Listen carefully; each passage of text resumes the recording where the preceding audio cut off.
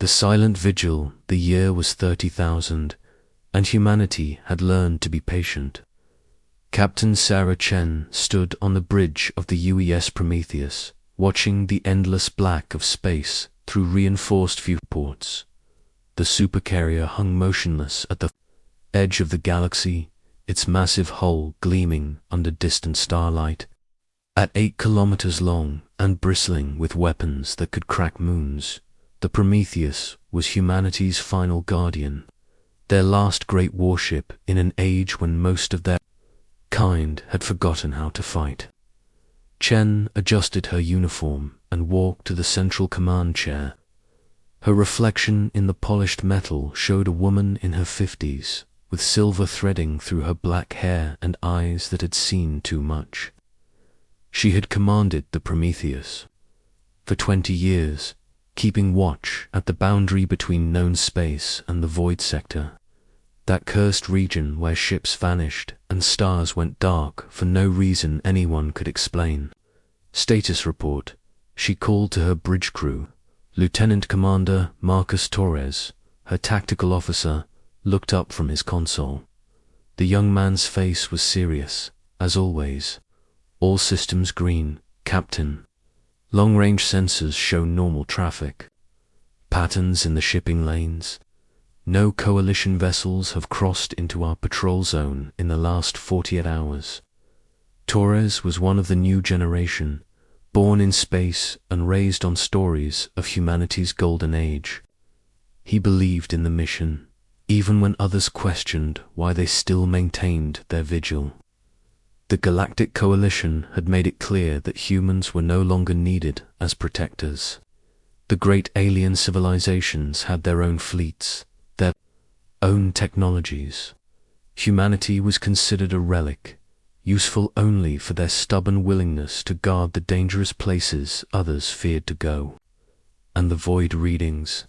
Chen asked, though she already knew the answer. Same as always, replied Dr. Alina Vasquez, the ship's science officer. The older woman pushed her glasses up her nose and gestured to the swirling display of energy readings. Background radiation, gravitational anomalies, and that persistent signal distortion that makes long-range scanning impossible. Whatever's in there doesn't want to be found. Chen nodded. The void sector had been off-limits for over 1,000 years, ever since the great fleets of the Zerati Empire had ventured inside and never returned. Since then, every major civilization had agreed to stay away. Every civilization except humanity. They had been assigned to watch the border, to make sure nothing came out that shouldn't. It was lonely work, but someone had to do it. The captain was reviewing daily reports when the ship's AI spoke up. Captain Chen, I'm detecting an anomaly in the void sector. Long-range sensors are picking up an artificial signal. Every head on the bridge turned. In 20 years of patrol, nothing artificial had ever been detected in the void. The region was supposed to be empty. Dead space, where the laws of physics worked differently. On screen, Chen ordered. The main display lit up with sensor data.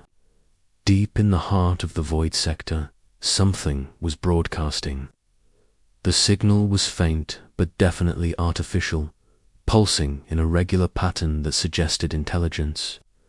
More disturbing was its location, right at the coordinates where the fleet had last been seen a millennium ago. Analysis? Chen asked. Dr. Vasquez worked quickly at her station. The signal is unlike anything in our databases. It's not using any known communication protocol, but there's definitely a pattern. The frequency suggests it's been broadcasting. For a very long time, possibly centuries. Torres leaned forward in his chair. Could it be a distress signal? Unknown, Vasquez replied. But Captain, there's something else. The signal appears to be modulating. It's changing, adapting. Almost like it's trying to find a frequency we can understand. As if responding to her words, The ship's computers suddenly chimed with an incoming translation. The bridge fell silent as words appeared on the screen, rendered in perfect standard. Galactic, to those who still remember justice. The builders call for help. The truth has been buried too long. Come to coordinates 847.332, 119. Time grows short. Chen felt her blood run cold. The builders were a myth, a legend whispered about in the darker corners of galactic space. They were supposed to be the ancient race that had created most of the advanced technology that current civilizations used. But they had vanished long ago, if they had ever existed at all. Sir Torres said quietly, "We need to report this to Coalition Command." Chen knew he was right. Protocol demanded that any unusual activity in the Void Sector be immediately reported to the Galactic Coalition. But something about the message troubled her. The word justice stood out. Why would an ancient distress signal mention justice? "Captain," Dr. Vasquez said suddenly, "I'm detecting movement in the signal source. Whatever's broadcasting, it's getting stronger." The main screen updated with new sensor data. The signal wasn't just getting stronger, it was moving, heading toward the edge of the Void Sector. Heading toward them. Chun's mind raced. If something was coming out of the void, it was their duty to stop it. But what if it wasn't hostile? What if it really was a call for help from something ancient and desperate? "Open a channel to Coalition Command," she ordered. The communication officer, Lieutenant Sarah Kim, worked at her console. After a few moments, she shook her head. "I'm sorry, Captain. All subspace channels to Coalition space are experiencing interference. I can't establish a connection." Chen frowned. Communications blackouts were rare, but not unheard of near the Void Sector. The exotic energies that leaked from the region often played havoc with long-range systems. "How long until we can re-establish contact?" she asked. "Unknown, sir. Could be hours, could be days." Torres stood up. "Captain, if something is coming out of the void, we need to be ready. I recommend we bring all weapons systems online and call for backup." "From who?" Chen asked. "The nearest Coalition fleet is 6 days away at best. Whatever's happening, we're on our own." She looked around at her crew. These were good people. Humans who had chosen to serve far from home, far from the safety of Earth's protected systems. They trusted her to make the right decision. But what was the right decision when faced with something completely unknown? The signal pulsed again. And this time, the translation was different. "The children of Earth. You alone, remember. Honor, please, before they silence us forever. Children of Earth." The message was specifically calling to humanity. Chen felt a chill run down her spine. How could something in the Void Sector know about Earth? How could it know they were human?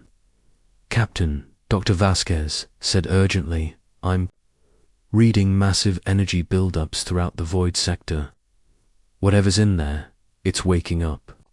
On the screen, the sensor readings showed cascading waves of energy spreading outward from multiple points deep in the Forbidden Region. Ancient systems, dormant for millennia, were coming online. Chen made her decision. "All hands, this is the..." "Captain, prepare for possible contact with unknown entities. All departments, report readiness status. We're going to hold position and see what comes out of the void." "Sir," Torres protested, "shouldn't we fall back, establish a safe distance?" Chen shook her head. "For 1,000 years, humanity has stood guard at this boundary. Our duty is to protect the galaxy from whatever lies in the void. But maybe, just maybe, Our duty is also to protect whatever's in the void from the galaxy." The crew exchanged uncertain glances, but they trusted their captain. She had never led them wrong before. As the hours passed, the energy readings grew stronger. The signal continued to pulse, repeating its plea for help. And slowly, something began to emerge from the depths of the void sector. It wasn't a ship, at least not any kind of ship they had ever seen. It was a structure, massive and ancient, covered in symbols that hurt to look at directly. It moved without visible propulsion, drifting toward their position with deliberate purpose. "Captain Torres," said, his voice tight with tension, "whatever that is, it's heading straight for us." Chen nodded calmly. "I see it. All stations. Maintain defensive posture, but do not fire unless fired upon. This might be our chance to finally learn the truth about the void sector." The ancient structure continued its approach, and with each passing moment, Chen became more certain that humanity was about to play a crucial role in something much larger than they had ever imagined. The galaxy was about to change, and the UES Prometheus would be at the center of that change. Into the forbidden dark, the ancient structure hung in space before them like a metallic mountain, its surface covered in patterns that seemed to shift when observed directly. Captain Chen studied it through the viewports of the UES Prometheus, trying to make sense of what they were seeing. The structure was easily 10 times larger than their Supercarrier, and it pulsed with an inner light that registered across multiple energy spectrums. "Any response to our hails?" Chen asked. Lieutenant Kim shook her head. "Nothing on standard frequencies, Captain. But there's definitely intelligence behind that structure. The energy patterns are too complex to be automated." Dr. Vasquez looked up from her science station, excitement clear in her voice. "Captain, the materials readings are incredible. Whatever this structure is made of, it's not in any database. The atomic structure appears to be artificially enhanced, almost like the matter itself has been programmed."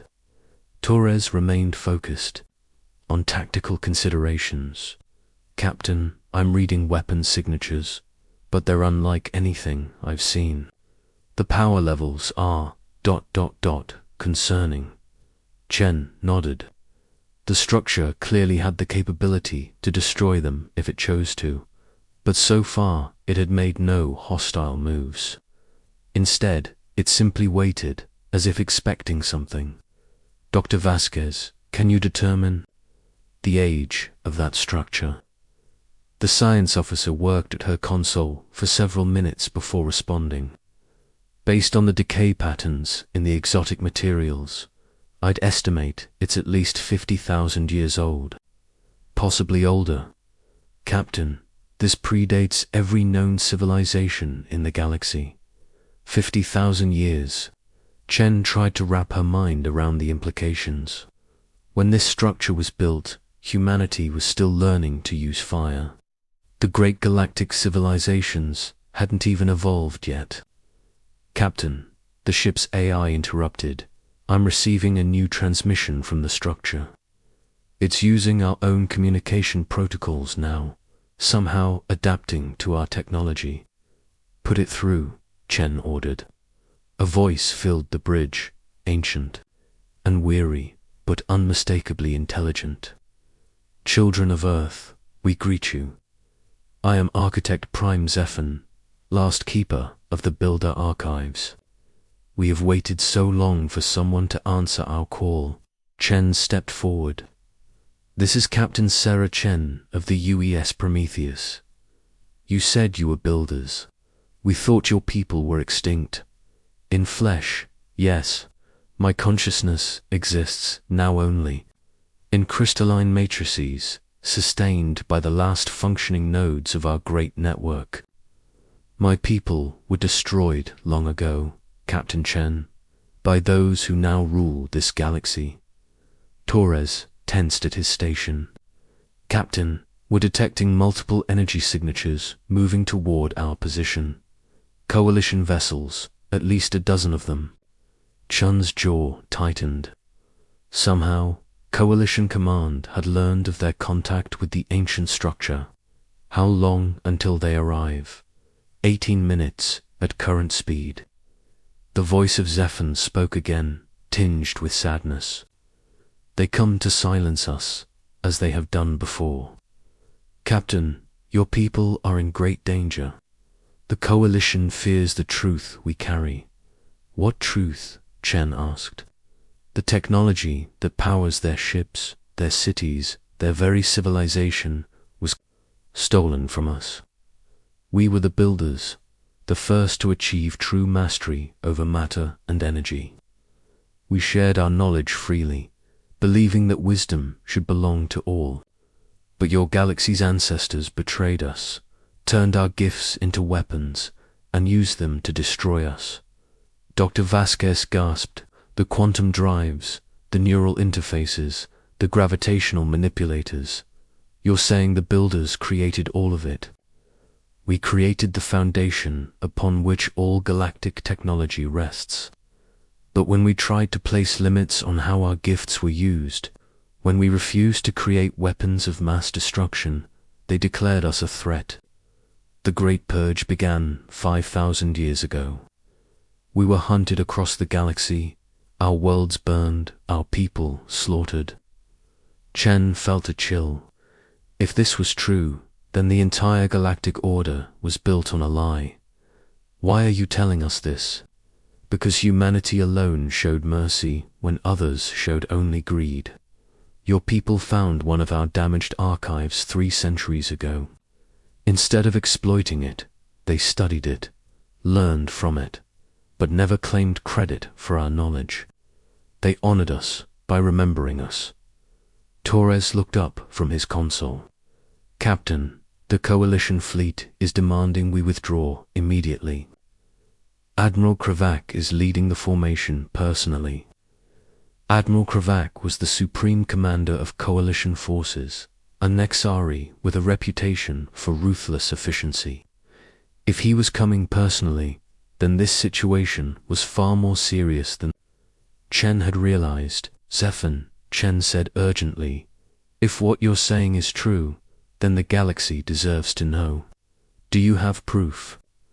"I have complete historical records, technological blueprints, and genetic samples that prove the origin of all major galactic technologies. But Captain, if the Coalition reaches me, they will destroy this archive as they have destroyed all others. The truth will die with me." Chen looked around at her crew. They were all watching her, waiting for her decision. She could comply with Coalition orders, withdraw, and let this ancient being be silenced forever. Or she could do what humans had always done when faced with injustice: stand up and fight. "Torres, bring us to full alert. Kim, record everything Zephyr tells us and prepare to transmit on all frequencies. Dr. Vasquez, begin downloading whatever data Zephyr is willing to share." Captain Torres protested. "We're talking about defying direct orders from Coalition Command. They'll brand us as traitors." Chen smiled grimly. "Then we'll be traitors in the service of truth. Humanity didn't come this far by following orders. That went against our conscience." The bridge erupted in activity as the crew prepared for what might be their final mission. The Coalition fleet was approaching fast, and the ancient builder structure was preparing to share knowledge that had been hidden for millennia. Zephyr Chen said, "We'll protect you as long as we can. Share your truth with us. Thank you. Captain, your species gives us hope that intelligence and compassion can coexist. Initiating data transfer now." The main screen lit up with information that rewrote galactic history.